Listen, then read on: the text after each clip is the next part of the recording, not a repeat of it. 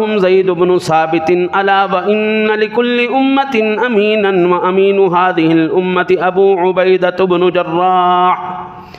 آقا جی علیہ الصلوۃ والسلام نے فرمایا میری امت میں سب سے زیادہ میری امت پر رحم کرنے والے کا نام ابو بکر صدیق ہے۔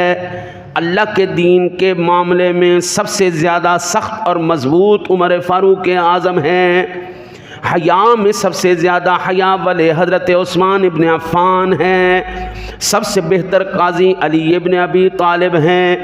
سب سے بہتر قاری ابی ابن کعب ہیں، اور سب سے زیادہ حلال اور حرام کے جاننے والے معاذ ابن جبل ہیں، اور سب سے زیادہ فرائض یعنی میراث کی تقسیم کے معاملے میں علم رکھنے والے زید ابن ثابت ہیں۔